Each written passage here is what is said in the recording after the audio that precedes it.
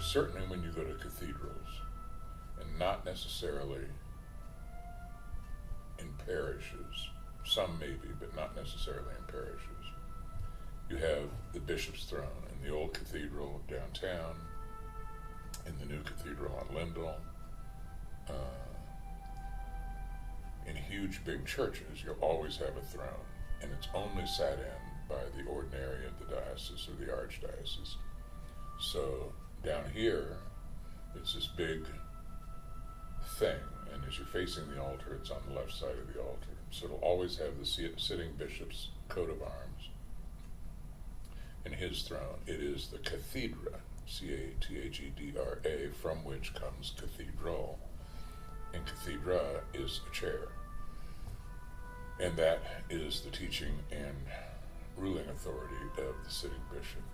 So all cathedrals will have, hence the name, all cathedrals will have a chair. And there's always a special chair, but when the bishop comes, he always sits apart from the presiders. The bishop's throne demonstrates the importance of religion in 19th century St. Louis. Now some argue that with vast industrialization and shift towards this modern era, that there was a loss in the significance of religion. However, Mark Knight, a professor of religion in Victorian literature, argues in opposition to this perspective. He claims that Christianity adapted its form and message to engage with widespread cultural change, revealing a strong religious presence in this era. And the bishop's throne is one of many pieces in the Cupples house that affirms this argument.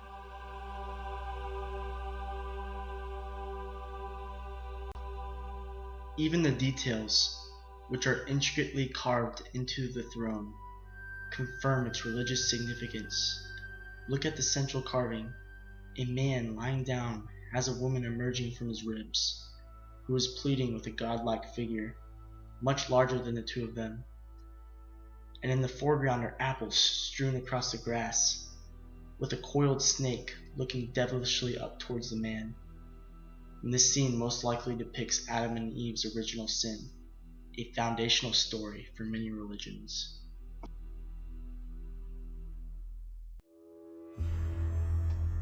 Other carvings and the general architecture of the chair have led historical experts to determine that the style of the throne is French Gothic, a style known for its pointed arches, its religious themes, and mythical creatures, which are all incorporated into this piece.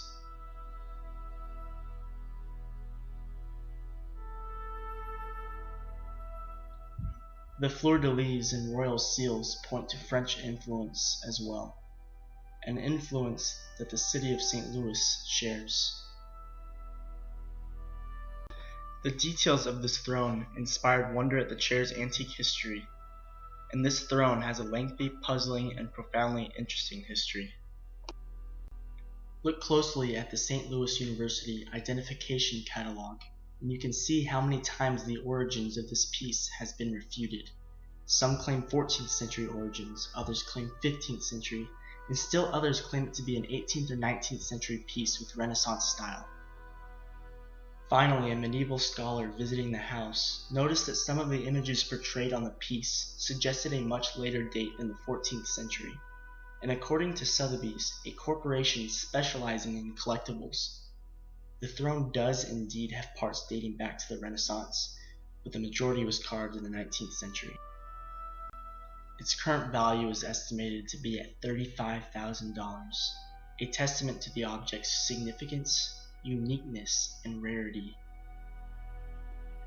But how did this throne come to have wood from both the 14th century and the 19th century carved together? And how did a European bishop's throne end up in the home of Samuel Cupples?